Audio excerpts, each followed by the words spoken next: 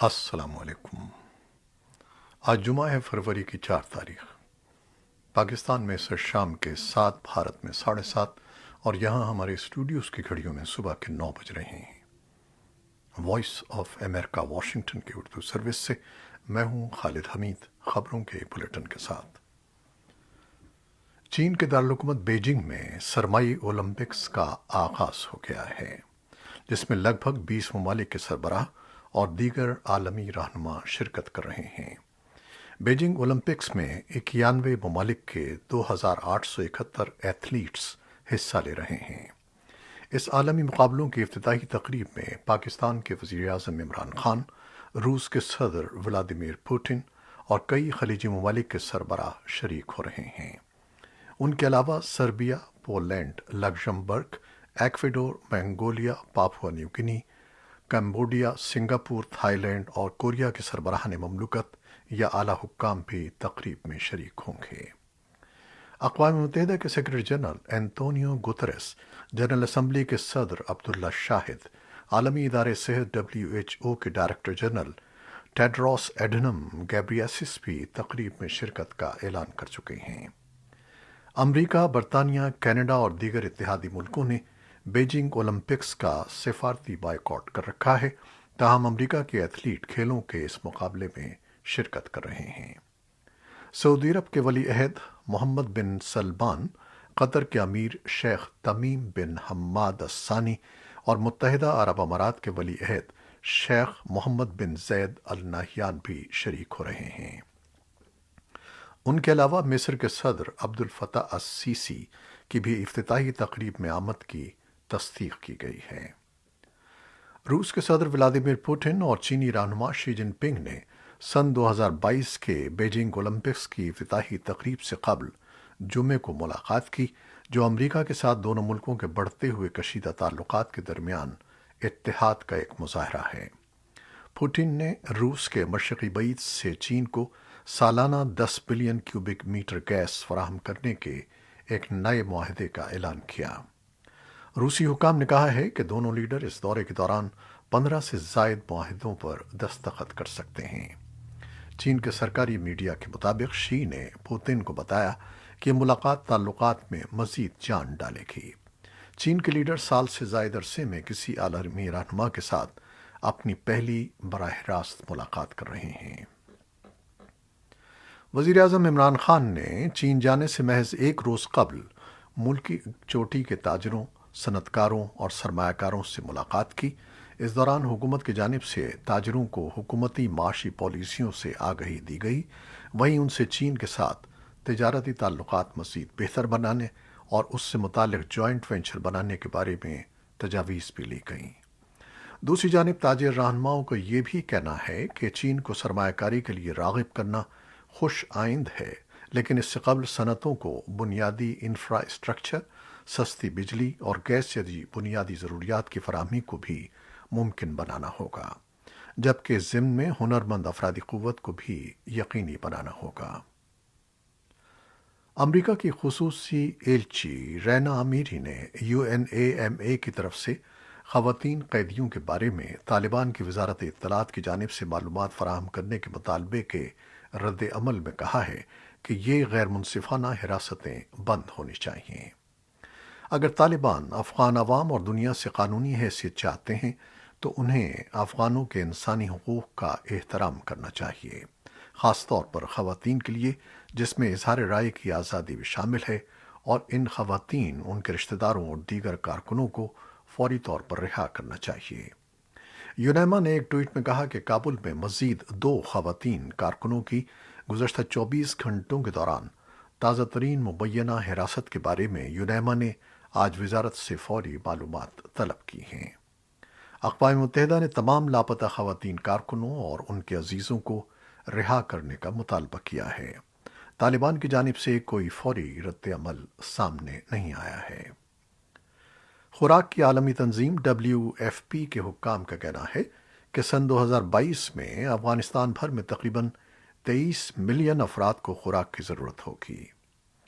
افغانستان میں WFP کی country office ترجمان شیلی تھکرال نے وائس آف امریکہ کو بتایا کہ ان کے ادارے نے सन 2021 میں تقریباً 15 لاکھ افراد تک رسائی کی۔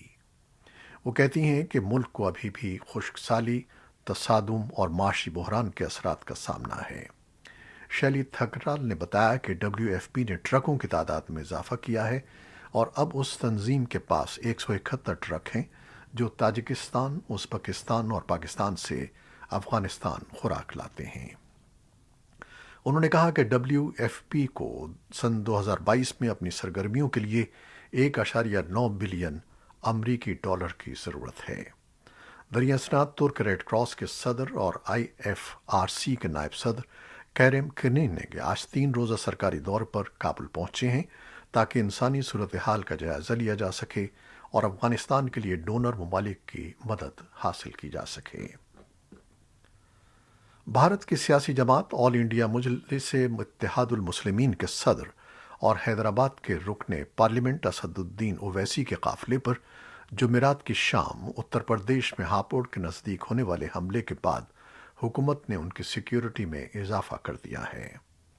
خبر رساں ادارے ANI کے مطابق حکومت نے یہ فیصلہ ان کی سیکیورٹی کا جائزہ لینے کے بعد کیا ہے۔ اب سینٹرل ریزرو پولیس فورس کے کمانڈوز 24 گھنٹے ان کی سیکیورٹی میں تعینات رہیں گے۔ حملے کے وقت مبینہ طور پر 4 بار فائرنگ کی گئی۔ اسد الدین اویسی کی گاڑی کو نقصان پہنچا مگر کوئی زخمی نہیں ہوا۔ اس سلسلے میں 2 افراد کو گرفتار کر لیا گیا ہے۔ اویسی پر حملے کا معاملہ پارلیمنٹ میں اٹھایا گیا۔ مجلس کے لوک سبھا رکن سید امتیاز جلیل نے اس معاملے کو اٹھاتے ہوئے کہا کہ نظریاتی اختلافات اپنی جگہ، لیکن اس واقعے میں ملوث افراد کے خلاف سخت کارروائی ہونی چاہیے۔ حملے کے خلاف جمعرات کی شام کو حیدرآباد میں دکانیں بند کر کے احتجاج کیا گیا۔ اسد الدین اویسی نے الزام لگایا ہے کہ حملے میں بقول ان کے کچھ بڑے لوگ شامل ہیں جو انتخابی مہم کے دوران ان کو ہلاک کروانا چاہتے ہیں۔ انہوں نے الیکشن کمیشن اور حکومت سے اس واقعے کی غیر جانبدارہ جانچ کا مطالبہ کیا۔ اس سے قبل دہلی میں ان کے گھر پر حملہ کیا گیا تھا۔ خیال رہے کہ اسد الدین اویسی کی پارٹی بھی اتر پردیش میں اسمبلی کا الیکشن لڑ رہی ہے اور ان کے انتخابی جلسوں میں بڑی تعداد میں لوگ شریک ہو رہے ہیں۔ اسد الدین اویسی نے پارلیمنٹ میں اپنے اوپر ہونے والے معاملہ اٹھایا اور وزارت داخلہ کی جانب سے پیش کی گئی زیڈ کیٹیگری کی سیکیورٹی لینے سے انکار کر دیا۔ انہوں نے لوک سبھا میں بولتے ہوئے کہا کہ میں موت سے نہیں ڈرتا، مجھے زیڈ کیٹیگری کی سیکیورٹی نہیں چاہیے، میں اسے مسترد کرتا ہوں۔ ان کا کہنا تھا کہ مجھے اے کیٹیگری کا شہری بنائیے، میں خاموش نہیں رہوں گا۔ میں حکومت سے اپیل کرتا ہوں کہ وہ منافرت اور انتہا پسندی ختم کرے۔ انہوں نے لوک سبھا کے اسپیکر اوم برلا سے ملاقات کر کے انہیں حملے کی تفصیلات بتائیں۔ ماہرین کا کہنا ہے کہ تنازعات سے متاثرہ ملک میں میانمار کے حکام پر عائد پابندیاں انہیں تبدیلی پر مجبور کرنے کے لیے کافی نہیں ہیں۔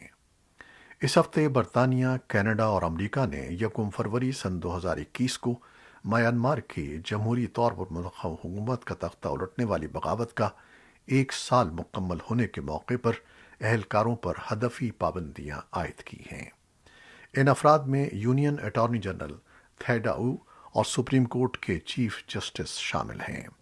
ان کے ساتھ انسداد بدعنوانی کمیشن کے چیئرمین اور ایک سابق فوجی جنرل اوتھان سو بھی ہیں جنہیں بغاوت کے بعد میانمار کے الیکشن کمیشن کا سربراہ مقرر کیا گیا تھا۔ میانمار کی وزارت خارجہ نے ان پابندیوں کو اندرونی معاملات میں مداخلت قرار دیتے ہوئے ان کی مذمت کی ہے۔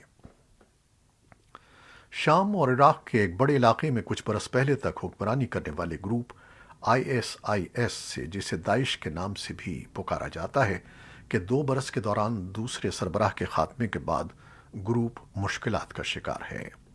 خبر رساں ادارے رائٹرز کے مطابق پچھلے ہفتے دونوں ممالک میں گروپ کی جانب سے کیے گئے حملوں سے یہ بات عیاں ہے کہ داعش کی جانب سے اب بھی خطرات لاحق ہیں۔ جمعرات کے روز امریکہ نے اعلان کیا ہے کہ امریکی فورسز کی جانب سے ایک آپریشن کے دوران گروپ کے سربراہ ابو ابراہیم الہاشمی القریشی مارے گئے ہیں۔ اس آپریشن کے دوران انہوں نے ایک بم کے ذریعے خود کو اور اپنے خاندان کو اڑا دیا۔ 2 برس پہلے اکتوبر سن 2019 میں جب ابو بکر البغدادی کی ہلاکت ہوئی تھی، تب تک داعش اپنے زیر کنٹرول علاقے کا ایک بڑا حصہ کھو چکی تھی اور دہشت گردی کی کارروائیوں میں ملوث تھی۔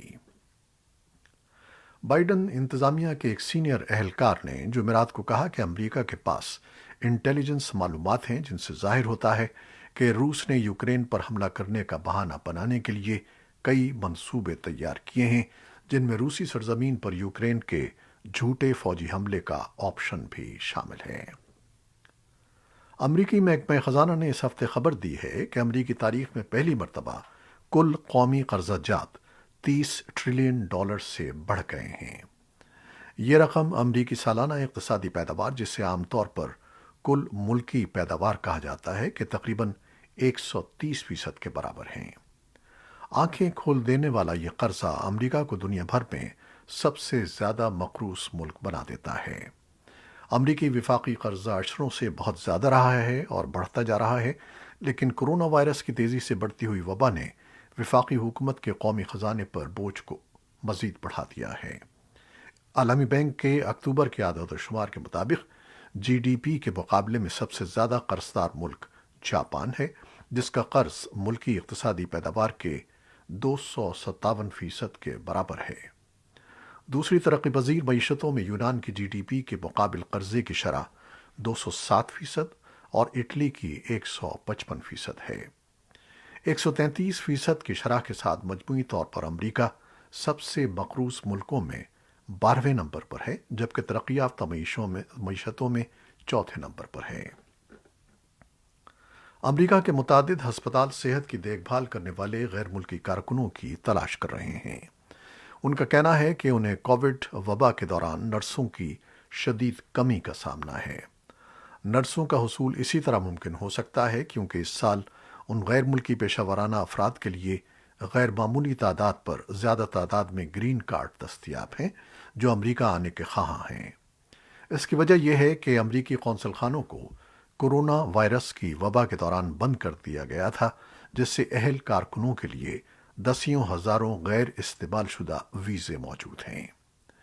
بائیڈن انتظامیہ نے صحت کی دیکھ بھال کرنے والے غیر ملکی کارکنوں کی مدد کے لیے کچھ اقدامات کیے ہیں تاکہ وہ زیادہ تیزی سے یہاں پہنچ سکیں، لیکن کچھ ہسپتالوں کا کہنا ہے کہ وہ نرسوں کو لانے کے لیے کونسلر انٹرویوز کا انتظار کر رہے ہیں۔ کورونا وائرس کی خبریں۔ سویڈن کی وزیر اعظم میگدلینا اینڈرسن نے جمعرات کو اعلان کیا ہے کہ ان کا ملک 9 فروری کو اپنی باقی ماندہ کووڈ 19 سے متعلق پابندیاں ختم کر دے گا، جس سے اسکینڈینیوین ملک کو کووڈ وبا کے حوالے سے عائد پابندیوں کو نرم کرنے یا انہیں ختم کرنے والے یورپی ملکوں میں شامل ہو جائے گا۔ اسٹاک ہوم کی ایک نیوز کانفرنس میں صحافیوں سے بات کرتے ہوئے اینڈرسن نے بیماری سے متعلق بہتر افہام و تفہیم کے ساتھ ساتھ انفیکشن کی شرح میں کمی اور تیزی سے بڑھتی ہوئی ویکسینیشن کی شرح کے حوالے سے حفظان صحت کے نظام پر کم دباؤ کا حوالہ دیا۔ سویڈن بھی اب ڈنمارک، ناروے اور فرانس کے ساتھ ان یورپی ممالک میں شامل ہو گیا ہے جنہوں نے کووڈ کی پابندیوں کو کم کرنا یا ختم کرنا شروع کر دیا ہے۔ اس اعلان کے باوجود یورپی یونین کے انتظامی شعبے یورپی کمیشن نے جمعرات کو بلاک کے کووڈ ڈیجیٹل سرٹیفکیٹس میں 1 سال کی توسیع کی تجویز پیش کی ہے، جس کا مقصد وبائی مرض کے دوران 27 ممالک کے بلاک میں جون سن 2023 کے آخر تک سفر کی سہولت فراہم کرنا شامل ہے۔ کمیشن کے ترجمان کرسچین ویگینڈ نے برسلز میں نامہ نگاروں کو بتایا کہ وہ اس دن کے منتظر ہیں جب ویکسینیشن کے ثبوت کے سرٹیفکیٹ کی ضرورت نہیں ہوگی۔ کووڈ کی وبا یورپ میں جاری ہے۔ انہوں نے کہا کہ یورپ کو بھی سال کے دوسرے نصف حصے میں کسی بھی نئی انفیکشن کے اضافے یا نئی قسموں کے لیے تیار رہنے کی ضرورت ہے۔ توسیع کی تجویز کو نافذ العمل ہونے کے لیے یورپی یونین کے اراکین اور یورپی پارلیمنٹ کی منظوری درکار ہے۔ امریکہ میں تیز اور جمنے والی بارشوں اور شدید برفباری کے ساتھ منگل کو شروع ہونے والے ایک بڑے سرد طوفان سے 1 لاکھ سے زیادہ گھروں اور تجارتی مراکز میں بجلی منقطع ہو گئی ہے اور مصروف Dallas Fort Worth international airport پر 1000 سے زائد پروازوں میں خلل پڑا ہے۔ ریاست میری لینڈ کے شہر کالج پارک میں قائم نیشنل ویدر سروس کے ماہر موسمیات اینڈریو اوریسن نے جمعرات کو بتایا کہ ریاست کا ایک بڑا علاقہ برف سے ڈھکا ہے اور وسیع علاقے میں برف پڑنے کے ساتھ ساتھ बर्फानी बारिश भी मुतवक्के है। और इसन ने बताया कि रियासत ओहायो में न्यूयॉर्क और शिमाली न्यू इंग्लैंड के कुछ हिस्सों में भी शदीद बर्फबारी की तवक्को है, क्योंकि तूफान मशरिक की तरफ बढ़ रहा है और जुमे को बास मकामात पर 12 से 18 इंच तक बर्फ पड़ सकती है। ये थी वो खबरें जो फेसबुक लाइव पर हमने आपके लिए पेश की। हमारी वेबसाइट, यूट्यूब और पॉडकास्ट पर यह बुलेटिन पोस्ट कर दिया जाता है, जिसे आप बाद में भी देख सकते हैं और सुन सकते हैं। आप हमारे बुलेटिन को शेयर करते हैं, अपनी मोहब्बतों का इजहार करते हैं अपने कमेंट्स में, जिसके लिए हम आपको बहुत मशकूर हैं। अपनी इन मोहब्बतों और दुआओं को जारी रखिएगा। खालिद हमीद अब इजाज़त चाहता है। अल्लाह हाफिज़।